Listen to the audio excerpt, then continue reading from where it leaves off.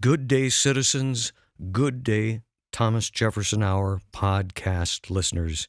As I always say, thank you for listening. You know, David, the other day I was in a state capitol building having a meeting with a lieutenant governor, and I was sitting there in this... Was it Iowa? Yes. I was sitting there in this office, and a woman walked by, and then she did an actual human double take, and she came back to the door. I was all alone in there, and she said, Are you Clay Jenkinson?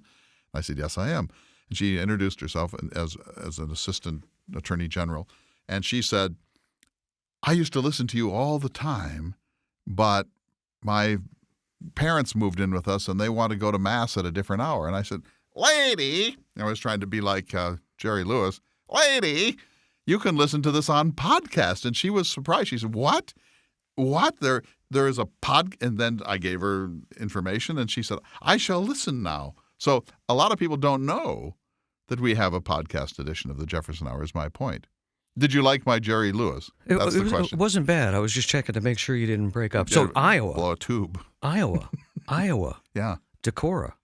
No, it's not Decorah. No, I know you weren't there, but Decorah comes to mind immediately for Des me. Moines. For two reasons. What's in Decorah? One is Seeds Savers Exchange. And did you get seeds from them? I always do.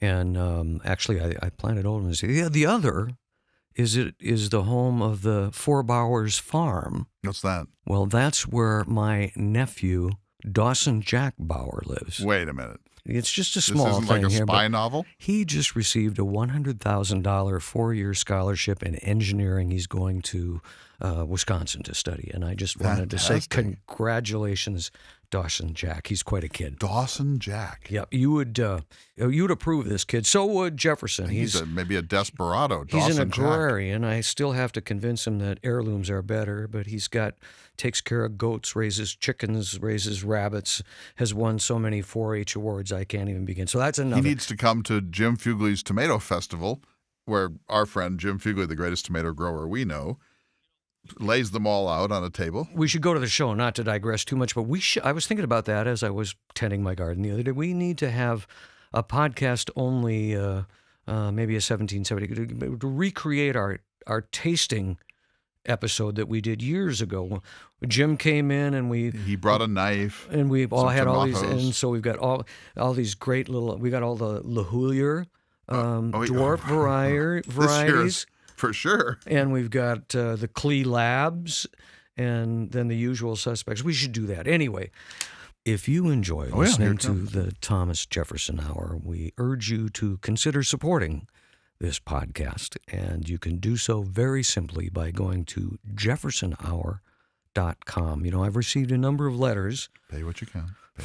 From people who have said that my incessant plea for this does it bother them? Finally had an effect. And you wore them down. Sort of cathartic. You know, you listen to these shows and you do it for free, and there's maybe some guilt, but there shouldn't be any guilt. But then once you join the 1776 Club or decide to support the show, it's as if you blossom philosophically. Really? Yes. And you just feel better about the world. And then when they send in the money, they think, well, now will they shut up? But of course, but no. Anyway, in all good humor, I hope send you what take you that. Can. We really do appreciate your support. It all goes to the show, and we can't thank you enough. Mostly, whether you support the show or not, thank you for listening. Can I say one thing? You had your moment with Jackson Dawson or Dawson Jack. Dawson Jack. Yeah. Hey, Chrysler, we're sorry. Obviously, we've offended you. You've left. You're listening to the Hamilton Hour now. You're in a witness protection. Chrysler, what have we done, Chrysler? What's it going to take? I did hear from him. I'll share that with you later. But he is alive? He is. And he doesn't hate us? And also, I reached out to Bo Wright to congratulate him. We need him back on the show, and Pat Brodowski. Yeah. It may be that now that he's a public person, he doesn't want to be on the show. I think the stakes are pretty low. And by the way, a terrific essay this week. I really enjoyed it. It was very appropriate. On what? Jefferson's vision, and by the way, that's not what we got. Well, that's not what we got. I don't like to be a pessimist, David. I'm an optimist. I'm a Jeffersonian optimist. But, if you really ask, if you step back and say, well, what would Jefferson think about where we are as a nation? I'm just afraid that it would break his heart. And one of the earliest jokes I ever came to, which was actually something that was said by Gerald Ford. Gerald Ford said, if Abraham Lincoln were alive today, he would be rolling over in his grave. So look forward to that at the end of the podcast. Yeah, thank you very much. I love doing these Jefferson Watch essays. And people like them. It's become a new, pure joy in my life. I want feedback, and I hope to put them into a book, some of them. Gosh darn it, you're smart enough, you're bright enough, and people like you. Wow. Who could have ever begged for that? I love what I get to do, David, and I love the fact that you're part of it. And someone the other day said, oh, don't be doing that barn stuff. You know how much we resent that? We have a barn. We're in the barn. We love the barn. You deal with the smell of animals 52 times per year and see if you would make that up. Enough. Moving on. Thanks for listening, everyone. Now, this edition of the Jefferson Hour, what did Jefferson really envision?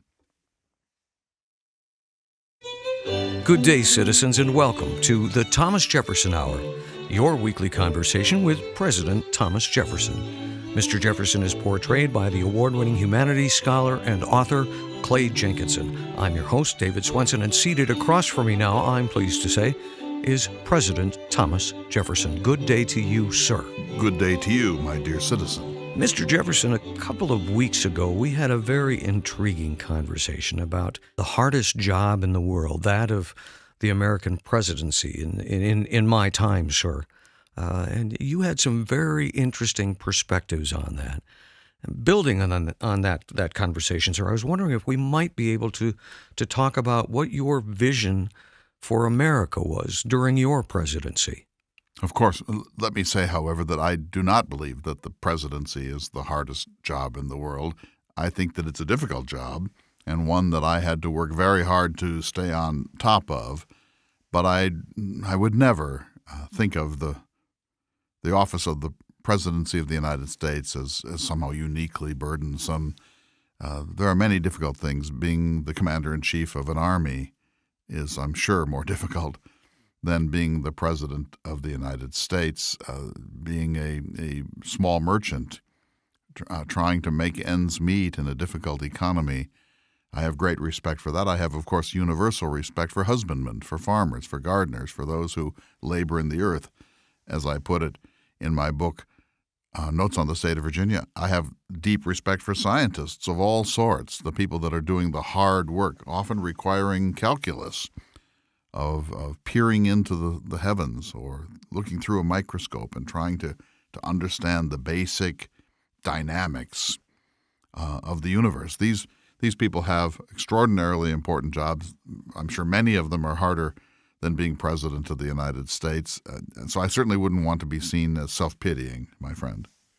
My understanding, Mr. Jefferson, is that your vision for America was one that was a nation made up of small farmers, a very democratic, egalitarian nation, mainly of independent farmers. Yes, the thing that we must all do is eat. There are places in the world where shelter is not even required, although that's not true in the United States. There are places in the world where primitive peoples live essentially naked, and so clothing is not altogether essential. But what is essential is the air that we breathe, the water that we drink, and the food that we ingest. And those things are fundamental to everyone who has ever lived on Earth. There is no person in the history of the planet who has not needed water and food. You can live without books, although I would not wish to. You can live without institutions, as many of the Indians of the American West seem to do. You can live without art, although it is interesting that almost any culture, however primitive or savage, produces some art, no matter what. But you cannot live without food. So farmers, those who labor in the earth, are, in my opinion, at the center of any nation. They're our most important citizens. I said those who labor in the earth are the chosen people of God, if ever he had a chosen people. And so I hoped that we would keep things simple. And since we live on the most fertile continent that there is, and one that was untouched by previous resource exploitation. I mean, the Native Americans lived very, very lightly on the land. Since we were the sudden inheritors of this remarkably fertile continent, filled with trees and water and gold and lead and silver and everything else that humans can need, I hope that as long as possible we would be primarily a nation of family farmers, because a family farmer does the fundamental work of civilization. He feeds himself and his family. He probably has a small surplus, in which case he feeds others too. Nothing can be more important than that. The greatest philosopher who ever lived is not more important than that. The greatest warrior who ever took up a sword is not more important than that. And so I wanted the nation, if possible, to be a republic of small farmers. And indeed, I will say this, I think farmers on the whole are more virtuous, more independent, more self-sufficient, more complete than any other citizen that you could imagine. So your vision was then of an agrarian America, but I'm certain, sir, that you would agree that lifestyle does not appeal to all citizens. There were the Northern industrialists, the Federalists. In fact, your presidency was the first that wasn't a Federalist presidency. Yes, but remember, even in Mr. Hamilton's world, it was nevertheless the case that about 95% of the American people were farmers. So think of that. There were 6 million of us. We had spread into all of the 13 original states and then earlier colonies. We had about 250,000 people who had climbed over the Appalachians into the interior of the Ohio Valley and Kentucky and Ohio and Tennessee and so on. And of those 6 million Americans, fully 95% were farmers in the administration of George Washington, who was a Federalist but also a planter, in the administration of John Adams, who was a Federalist but had a small hardscrabble farm up near Boston. I was the third president. I was a very serious farmer and an agrarian in philosophy. The fourth president, James Madison, was a planter. The fifth president, Monroe, a planter, and so on. So farming was much more central to the world of my era than it is to yours. In your era, if I understand it rightly, most Americans are not farmers. Most Americans are not even gardeners. In fact, I hate to have to say, most Americans don't grow anything from year to year. Most Americans never put a seed in the ground of any sort, or even buy a plant that's already partially grown and try to keep it alive for a period of time. So most Americans in your era are alienated from nature and nature's God and the soil. They don't grow anything, whereas in my time, no matter who was in power and what their philosophy, 95% were farmers. Now, Mr. Hamilton wanted a mixed economy. He wanted us to join the Industrial Revolution, to have mills and factories and to have a large and significant banking industry and Wall Street and stocks and bonds and so on. And there's room for that. Believe me, I understand this.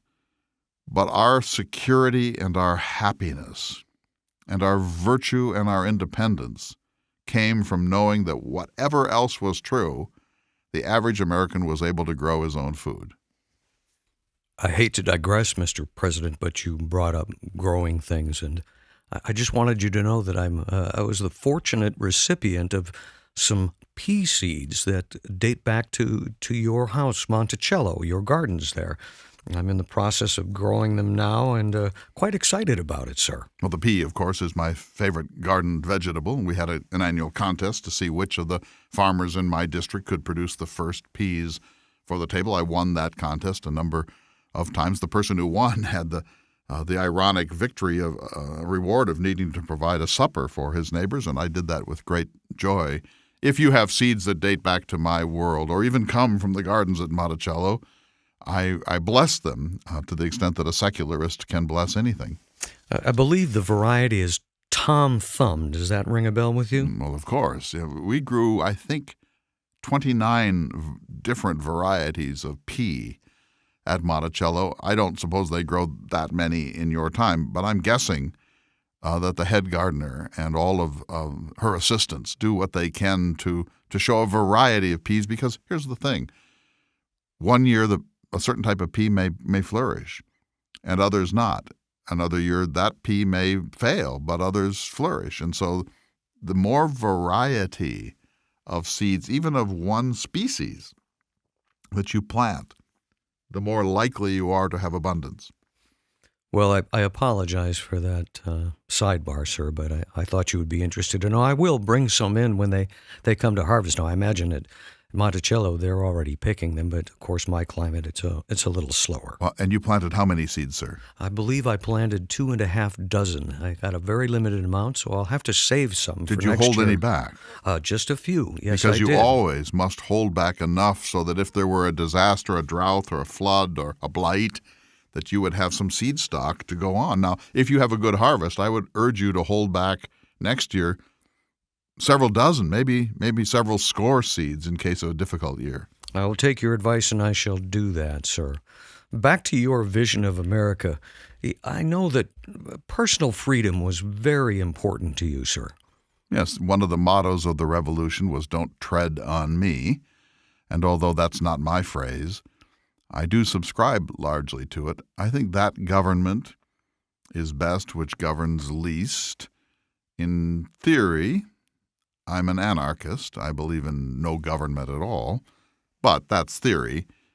We know, practically speaking, that there must be some government. But my vision is two things. First, that we will have the least powerful government that can minimally hold the social fabric together, that our mission will always be to pare down government and to restrain government so that it is the least glue that can hold the social fabric together. And I think that the tendency of things, of course, is for liberty to yield and government to gain ground. So you must periodically come back to restrain yourself and to say, is this really necessary? Is this absolutely required? Is this really in the long-term best interests of a free people? And the second proposition that I would put to you, sir, is that the government is best which is the closest to this room, that local government is best because most responsive.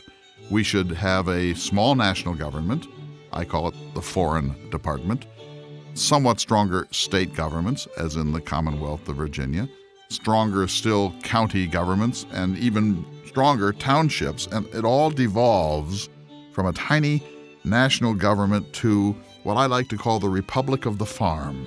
If we can put as much self-government in the hands of a small local cluster of people as possible, and as we go up towards county, state, and national governments have less authority and less tax authority, we will be a happier, more independent people.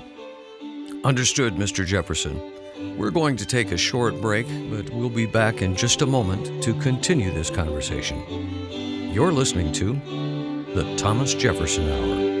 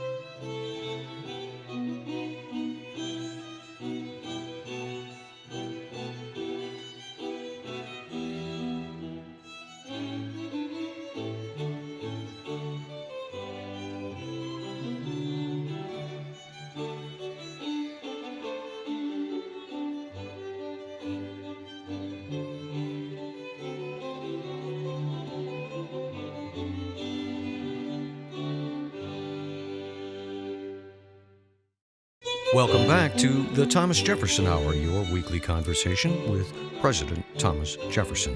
And Mr. Jefferson, you've been kind enough to agree to talk to us about your vision for America this week. And I think we stopped with personal freedom. We should perhaps pick that up again because I know it was so important to you, sir. In a state of nature, we are absolutely free. I sleep where I want. I pluck what fruits I wish. I shoot animals that would be useful to clothe me or shelter me or to feed me. I plant my garden wherever I might wish. I make as much noise as I want. I do whatever I please. In a state of nature, every human being is an absolute sovereign. Now, you can't really live this way with any population base because my selfish pursuit of my own interests might prevent you from enjoying your self-interest. And so people, when they start to form communities, create a system of codes. They say they have a curfew. We will not make noise after a certain hour. Or if we're all going to be able to eat this winter, we need to divide up the number of prime garden spots so that everybody will have a chance to grow their own food. If someone is a master hunter, he shouldn't be allowed to kill all of the elk because that would mean that other hunters would not be able to feed their families. If I get angry for some reason and assault you, instead of your getting a pitchfork and killing me in retribution, we create a judicial system in which we take our dispute to an arbiter, to a judge, and the judge sorts it out and assigns a responsibility and possibly punishment. I have a child, you have 4 children, you want to educate your children, and so do I.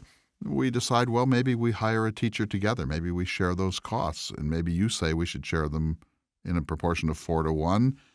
Maybe I say, no, we should share them 50-50, and we work that out. And it's hard with just 2 people, but with 5, you could have the majority rule of 3 against 2. Or if you had 7, it could be 4 against 3. So wherever there is the possibility of majority rule, that's essentially what happens when you create a social compact. So my point is that in a state of nature, we have absolute freedom. In a state of despotism or tyranny, we have no freedom. Between those 2 ends of the spectrum, there are a very large number of possibilities. And my own philosophy moves me as close to the anarchic edge of the spectrum as possible. And that's why people like Colonel Hamilton and John Adams and George Washington and many others thought that I was a little dangerous, because they thought Mr. Jefferson is too enamored of his exceedingly limited government, and he's making it possible for chaos, that we need more control. We need to submit more of our liberties to the state than Mr. Jefferson is comfortable with. And they said things like, thank goodness he would be a great philosopher or college professor or writer, but he's probably not someone you want to trust with government because of these extreme views he has of human possibility and exceedingly limited government. Well, then I, of course, thwarted them a little. I became the 3rd president of the United States, and I governed a good deal more moderately than my actual political philosophy would suggest. So that's my system. On the other end of the spectrum, there's despotism, and I don't think that anybody in the United States in my time was really for that. But if you take Hamilton, he closes in on despotism. He wanted a hereditary monarchy. He wanted the president to have an absolute veto over every act of Congress. He wanted the governors of the individual states to be appointed by the national executive. He wanted the national government to have veto power over every act of every state government, and so on. He was moving in the direction of tyranny, certainly direction of strong monarchy, stronger even than British monarchy in our time.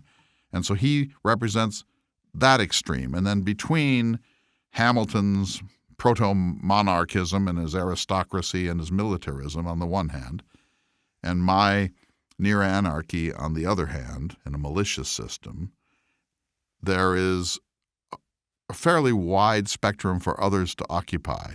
And some move more towards the monarchical end, and some gravitate more towards the republic and the small r republic that I favored. And that was the debate. But all of us wanted less government.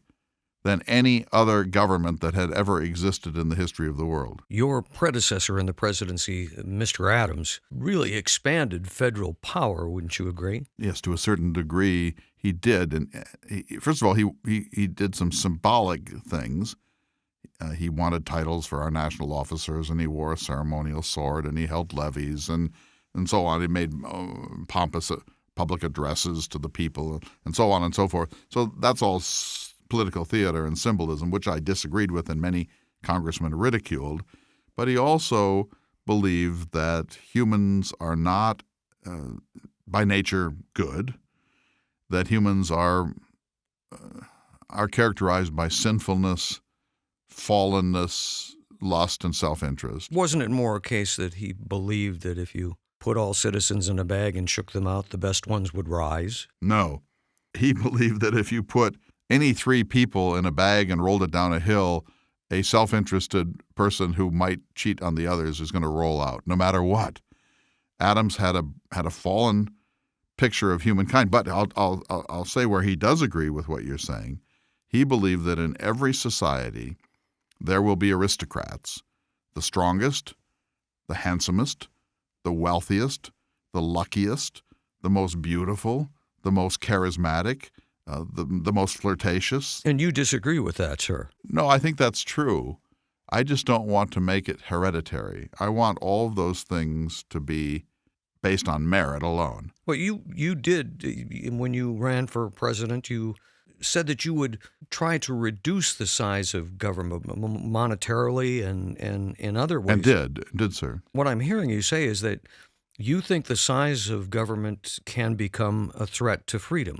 Of course, because as I said to Madison, the tendency of things is for liberty to yield and government to gain ground. So take, for example, the National Bank of the United States. Mr. Hamilton became the Secretary of the Treasury. He was a brilliant financier. He convinced George Washington and the Congress to create a National Bank of the United States. All right, that's first. Then maybe later we want to create a permanent standing army. Then maybe we want to build a bridge from Nova Scotia to Iceland. Maybe on another occasion we want to create an industrial mill in every city in America. And suddenly government is growing and taking more taxation and having more authority and dictating to people how they may spend their lives, taking more money out of their pocket and leaving less for themselves. Maybe now Mr. Hamilton decides we need a national religion to restrain people's self-interest. Maybe he believes that too much free speech is not good in an orderly society. And so once you start down that path of saying, well, this isn't essential, this thing that we're doing in government, but it's good. It might be useful. Once you start down that path, you are on the road to tyranny and you're on the road to national bankruptcy. And so if you're a good lover of liberty and a libertarian, you must watch vigilantly all the time because someone somewhere is going to try to create a national bank of the United States, and you must periodically step back and pare back government and starve it of funds so that it doesn't do those things. If I understand you correctly, and you're talking to people during my time, you would say that we need to put the brakes on. We need to make these hard decisions about what is important and what is not. Of course. We do what's essential. Government should do what government alone can do. And anything that can be done by private enterprise or nonprofit foundations or individual initiative, anything that can be done outside of government should be done outside of government. And only those things that can be done by government alone should belong to government. During my time, the argument against that would be, well, we can't trust corporations or private businesses to do some of these critical things, like, for instance, keeping our food supply safe, something you probably didn't have to deal with during your time. But that's true. Building interstate highways between the many states so that commerce and travel can. And these are things that people don't want private corporations to handle, by and large. They want someone that will answer for these acts, and so it falls to the government, and then the government grows. Yes, I don't see it that way. Now, in the case of protecting your food supply, I can see a role for government, particularly when you have a mass culture and a largely urban one that doesn't grow its own food. That's a useful thing in government because government is now an umpire. It's an arbiter. It's a disinterested arbiter of what's happening on behalf of the public good. As to building roads, you certainly could make the case, and there were some federal road projects in my time. I dislike them. I believe that we should have enabling amendments to the Constitution for internal improvements, as we call them, infrastructural improvements, as you would call them. But a little of this happened in my time. I didn't like it very much. I don't know that a road needs to be built by a government entity. I think maybe road building should be supervised by government and maybe partly funded by government, but toll roads do seem to work. I don't know that we couldn't privatize our road building to a very large extent and just have government make sure that when you get to the border of New Jersey and Pennsylvania, the width of the highways is about the same and the safety measures are similar, if not identical, and so on. Mr. Jefferson, let's go back to your administration. Now, during your time, you have said you favored the majority, which were farmers during your time. I believe you said 95% of the citizenry? 97 at times, but 95 certainly. And when you were elected in 1800, you vowed to support government policies that would favor farmers. Is that fair to say? No, I wanted to keep government out of the economy altogether, and then farming would find its way. So that the first thing that a farmer does is feed himself. You feed yourself, your spouse, your 2 or 3 children, cousins, whoever it is. There's a small community in every family, very few bachelor farmers. There's a small community that needs to be fed. But you did do things, sir, that did favor the farmers. In my mind, the most famous of those is the Louisiana Purchase. You expanded the land base for more settlement, more farming. Yes, I certainly will embrace the Louisiana Purchase. It wasn't my idea, as you know. I sent James Monroe over to Paris to work with Robert Livingston to try to convince the French to help us keep the Mississippi River open, which was our interstate highway system at the time. Our produce was finding its way to market down the Ohio and the Tennessee and so on into the Mississippi all the way to New Orleans, and then it would be put onto bateaus or ships, and those ships would carry it to the Caribbean or to Boston or the Chesapeake or Britain or France for that matter. And so we needed to keep the Mississippi River open. It was the main commercial artery of the interior of the country, and I wanted them to secure that. Well, Napoleon offered instead the entire Louisiana territory, 828,000 square miles, and the 2 ministers that were working on my behalf couldn't consult me because, of course, there were no methods of communication that would allow that. So, delighted by the prospect, they accepted the Louisiana Purchase on behalf of the United States. I didn't learn about it until months later. When I learned about it, of course, I was thrilled. You double the size of the United States for 3 cents per acre. This means no wars. It means no geopolitical struggles with Britain and France and maybe Russia and Spain. It means that we now, to get to your point, by doubling our land base, a land base we hadn't even begun to use, now we've doubled it all the way to the Rocky Mountains. This means essentially that we have room enough for hundreds and maybe thousands of years of expansion. And anyone who lives in Boston who dislikes urban life or can't make a living there or feels alienated from the real business of life, that person can vote with his feet and cross over into Pennsylvania or into Ohio and take up a little farm and live like an absolute sovereign for himself and his family. And then maybe he has a little surplus at the end of the year and he barters that for something, a guitar or a violin or a set of the encyclopedia. Of course, this is what you want, but this wasn't a pro-farming treaty. It had that effect. The purpose of the Louisiana Treaty was to secure the Mississippi and to protect us from the kind of balkanization, the kind of incessant international warfare that has ruined Europe. The larger the United States is on this continent, and the fewer our potential enemies on our flanks, the happier we are going to be, the more independent and the kind of perpetual struggles over borders and resources that have made a tragedy of European history, those don't have to happen in the United States. A famous author during my time, sir, Mr. John Meacham, wrote in his book, Thomas Jefferson, The Art of Power, quote, "The greatest of men are spoken of and thought about because their ideas resonate and their battles recur."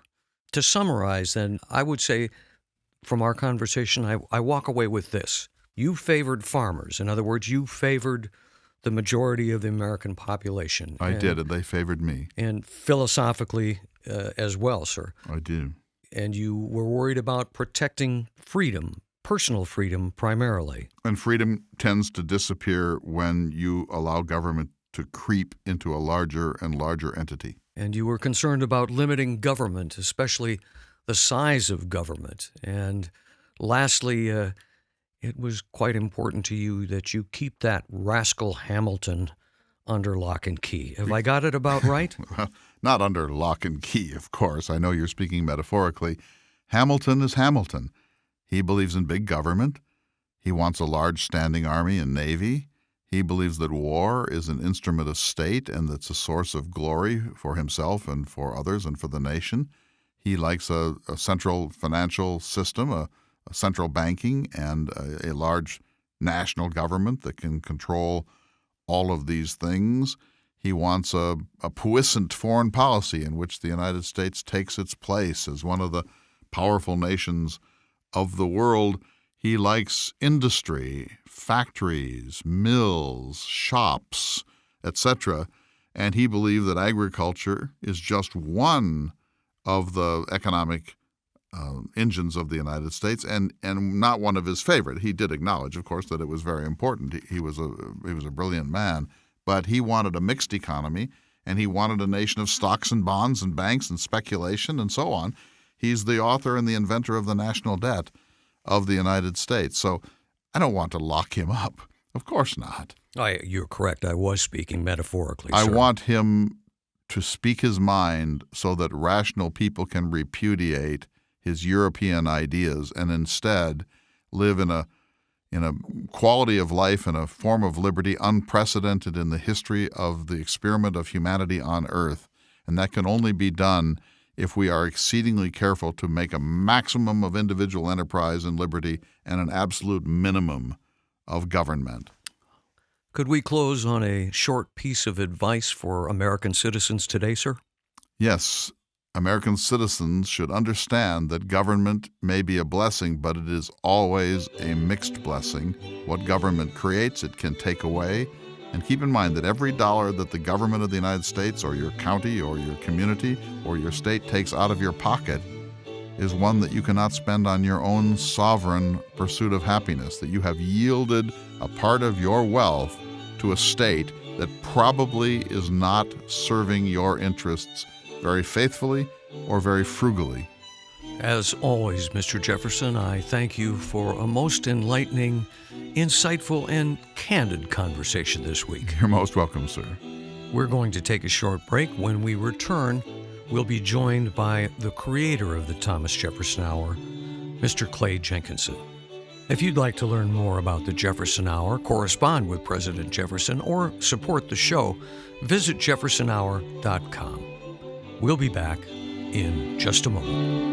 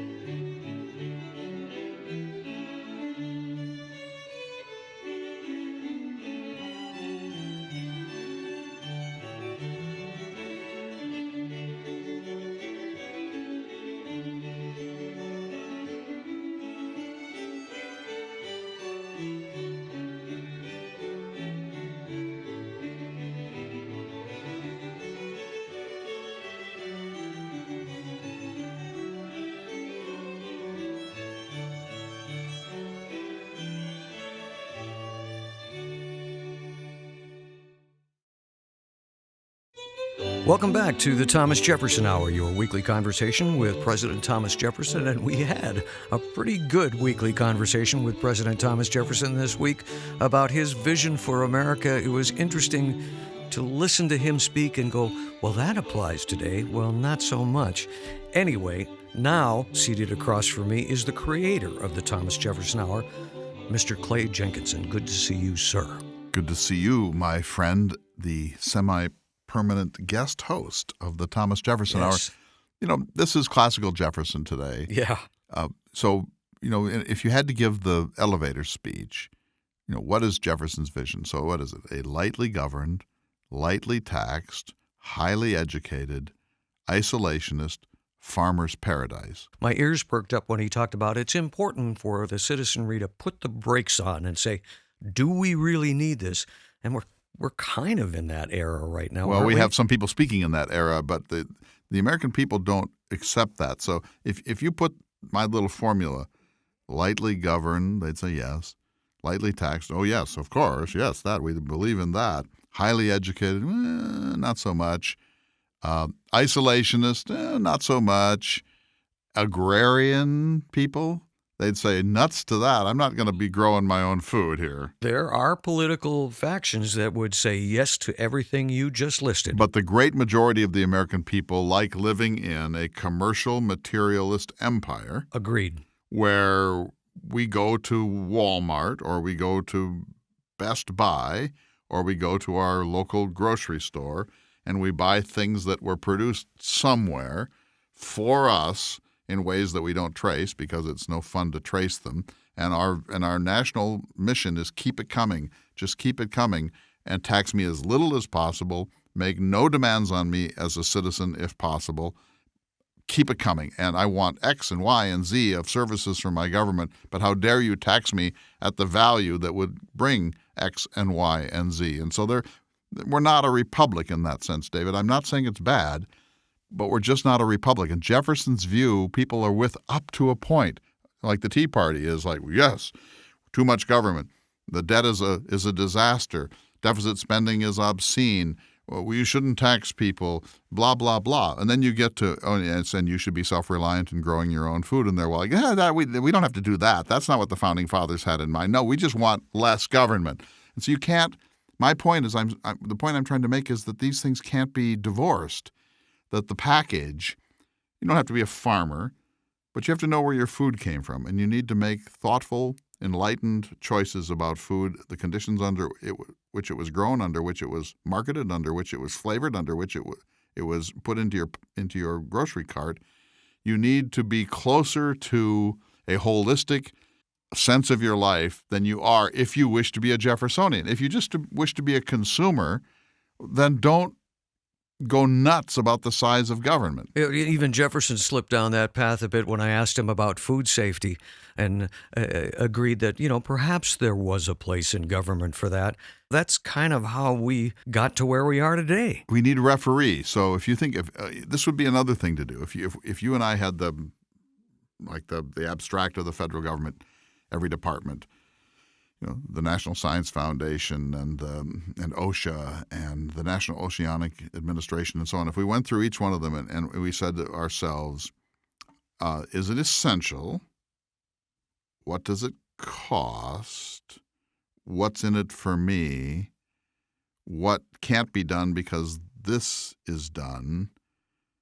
It would be a very interesting exercise. Jefferson would go, what do you mean a national foundation for? We'll need a constitutional amendment. Yes, for he that. would say that. Yeah, So for me, it's been a lifelong paradox because, I've lived at the public trough. I love the national. We all have. I love the National Endowment for the Humanities. I love the National Endowment for the Arts. I like the city plowing my streets when there's 8 feet of snow in front of my house. And so I'm hopelessly addicted to government. And some of my favorite parts of our government, say the Corporation for Public Broadcasting or National Public Radio and Public Television, our universities and so on, can't pass the Jefferson test. They're not absolutely essential. We don't absolutely have to have them. We would be a less interesting nation if we jettisoned the National Science Foundation, but you don't have to have a National Science Foundation. We choose to have a National Science Foundation. And so you don't want to go down the Jefferson test of what is absolutely essential, because almost everything would go. Almost nothing would survive this test. It was interesting, too, to talk to him about Hamilton, my poor choice of metaphor. Yes, which lock him up. I said under lock and key. Where have we heard that phrase, lock him up? I did not say that. I said keep him under lock and key as a humorous way to get Jefferson to react, and react he did. Anyway, wouldn't it have been great if they could have come to some middle ground? They did. That's the thing. We get yin and yang, and we're partly Jeffersonian, although not much, and we're partly Hamiltonian, quite a bit. But they couldn't come to terms, but who cares? We have. Most Americans are quite happy living in a Hamiltonian world with a kind of Jeffersonian veneer. What's wrong with that? I mean, it's not my cup of tea, but we don't have to have them, get together and do a big man hug and say, I love you, Hamilton. Well, part of being an American is recognizing that you're never going to get everything you want. Wait a minute. Did you just say that? I did. Well, say that to Congress. Say that to the factions on either side of Congress. I think I'll keep quiet. No, but you just said you're not going to get everything you want. Well, that's a democracy, a republic. That's why we're broken, because the two sides don't admit that any longer. They don't come together and say, look, we're going to have to work this out. Before the show, you and I were talking books, and you talked about Churchill at length. Winston Churchill. We were recognizing how this guy who really had a lot going against him ended up being this voice. He saved the world, maybe. We've had presidents like that have the oratory skills to move people. It's not just oratorical skill. Do you think of someone like Reagan or John Kennedy? Uh-huh. They did have it. Yeah. Robert Kennedy, who was never president, had it. Yeah. Winston Churchill, FDR. It wasn't just oratory skills. It was ideas and then the way to present them. So. And it was also an understanding that this is serious business here, and that we need to be thoughtful, creative. We need to compromise. We need to move the country on a trajectory towards enlightenment. We need serious people to occupy the presidency, and people who for one reason or another, gain a great deal of credibility. So take someone who it's easy to talk about, Theodore Roosevelt. He was a war hero and a bona fide cowboy, and those things helped him. His colorful private life became part of the Roosevelt myth, and people who didn't like his policies liked him or were intrigued by him. And so some people have this kind of larger-than-life feeling. John McCain is maybe the last person in our culture who has that in its fullest measure. I'm sorry to say that John McCain is coming close to death as we record this program in the middle of May 2018. Only a handful of people are like this, David, that have this bigger presence, this bigger persona, something more. It's not, like take Bill Clinton. He was a brilliant man and a superb compromiser and legislator. Forget his private life, but he didn't have that bigger thing. He didn't have that special aura that comes very seldom. You got it in Ronald Reagan. Some people like that aura in Reagan. Some people didn't. But and I have to say, Donald Trump has some of that aura. He has the aura of being kind of like America's rascal, or this fabulously wealthy, bombastic guy. But I don't. He's not using it for the good. Let's I don't put it that see. way. He doesn't have a measure of empathy that. No, I but can that's see. not the point. The point is that we are. I don't think you can be a great leader without empathy. I agree with you. And humility. You can't. I agree with you, but the point that I'm trying to make is that kind of larger-than-life persona comes very seldom, and when it comes, you hope that they'll use it to build a better world and not to line their own pockets and so on and so forth. That's kind of a dream, isn't it? Well, you started this. So the last program was on the burden of the presidency, and you, my friend David, said, let's do a program on what kind of a country Jefferson envisioned. Well, his vision, yeah. We've done it. And then when you lay all that out and say, oh, that's what he had in mind, then any rational person would say, uh-oh, either he was a knucklehead or we have veered so dramatically away from that standard of limited government and so on. He shared a lot this week. And let me say this, that the one part we did not talk about that is the central fact for a successful republic for Thomas Jefferson is education. Public education, he said, enlightened the people generally, and every form of tyranny, both of body and mind, will disappear like the fog when the sun rises in the morning. You take for granted that everybody wants to learn. It's hard to imagine not wanting to learn. I had a friend in California who had a child in second grade, some of the best schools, in Berkeley and so on. And he said, it's amazing to go as a parent, and on day one you see all these beautiful little light bulbs, 30 of them in this class. They're eager to learn, curious. The world is alive for them. They're optimists. And he said, then you watch over the course of the next 3 years, and one after another bulb goes out because of a broken family or economic circumstances. Jeez, do you think you can get a little more dark? Nobody said, most of them in a place like Berkeley will be fine. But he said when you watch the bulb go out, in other words, his point was that everyone is potentially a great, curious, lifelong learner. The other side of that is that people in general want to learn. I mean, it keeps you engaged. It keeps you young. It gives you purpose, and it's just exciting. And as we've talked in this day and age, you can teach yourself anything. We need Jefferson's well-educated people if we're going to have any chance. Education is its own reward, and that comes from a guy who's kind of an autodidact. But you're a great whenever I come in here, learn. You're saying, I got this book for $2 on ABE Books. Yeah, I've got a couple more for you, but it's going to have to wait because it is now time for this week's Jefferson Watch. And it will seem a little pessimistic, but you did ask, David, are we capable of being a Jeffersonian republic? David Swenson asks, what exactly did Thomas Jefferson have in mind? Answer, not this. Though there are some wonderful Jeffersonian things going on in America. Not a military that has more than 700 bases worldwide and spends more alone than the next dozen or 15 nations on what we euphemistically call defense. Not a welfare state in which a very large percentage of the American people is at the trough, including all of the middle-class entitlements like the farm program, the national endowments, the small business administration, food stamps, welfare, tax credits for your second or third home, tax credits for people who own their own private jets, etc. If you took all the welfare state away instantly, every bit of it, everything Jefferson would not have approved of, the rich would squawk like plucked chickens, but not suffer one iota. The poor, as always, would find a way, though many lives would fall through the cracks. But the largest angst would probably come from the middle class, including those in red states like Nevada and North Dakota and Mississippi, who benefit, including those in red states like Nevada and North Dakota and Mississippi who benefit from a wide range of quite unnecessary national welfare programs that would have made the Founding Fathers roll over in their graves.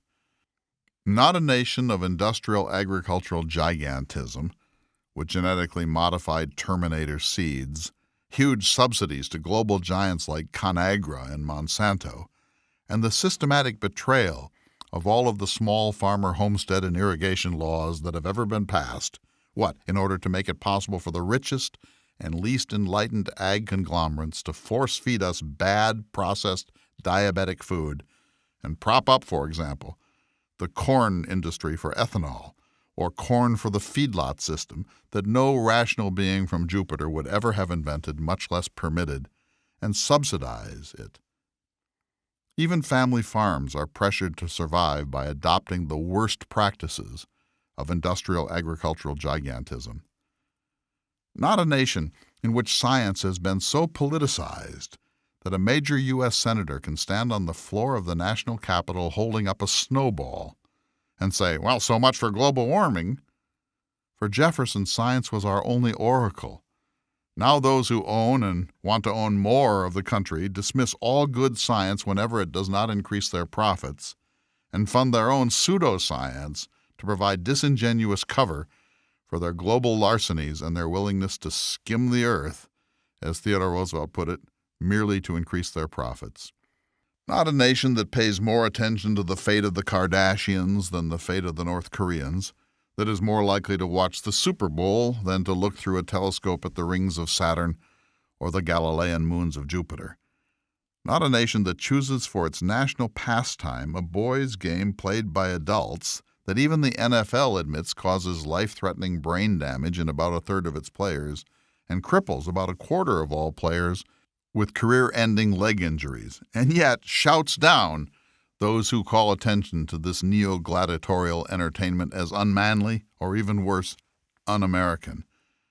Not a nation in which college humanities courses reward making a video of homeless people on Martin Luther King Boulevard, but no longer assign Chaucer, Milton, Keats, or Plato, Kant, or even Bertrand Russell. Not a nation in which fewer and fewer people read, and the most brilliant spokesmen and women who go on the best national talk shows are advised in the green room not to make any point that lasts more than 15 seconds. Not a nation where the president, this one, the last one, and many recent ones, govern largely through executive order. Executive orders which are never mentioned or authorized in the Constitution of the United States, where the president can send troops into battle without explicit congressional authorization, where serious political scientists can endorse what they call the unitary presidency, by which they mean essentially that there is nothing a president cannot do if he believes it is in the interest of the American people. Not a nation where a tiny, even minuscule group of several 100,000 families owns 85% of the country, by their representatives with unlimited amounts of cash, thanks Citizens United, where all the advantages are skewed for the invisible super-rich, not the gross visible rich like Donald Trump, and the average American's earnest phone call to her or his legislator goes unanswered or fobbed off with a form letter explaining how valuable input is in a democracy. Call it what you want. An amazing, vibrant, creative, unbelievably prosperous, fabulous nation, where even though the system is deliberately and profoundly distorted on behalf of the wealthiest and most privileged, still the most extraordinary nation of our time, maybe the most extraordinary nation that has ever been. Call it the most powerful, most prosperous, most significant country in human history. But do not call it a republic. And do not be so obscene as to say there is anything essential in it that can be called Jeffersonian. I'm Clay Jenkinson. We'll see you next week for another exciting edition of the Thomas Jefferson Hour. The Thomas Jefferson Hour is brought to you each week by Dakota Sky Education. The program is distributed nationally by Prairie Public Radio. President Thomas Jefferson lived from 1743 to 1826, and this program presents his views. President Jefferson is portrayed by the award-winning humanities scholar and author, Clay S. Jenkinson. To obtain a copy of this or any past show for a $12 donation, please call 888-828-2853. Again, that number is 888-828-2853.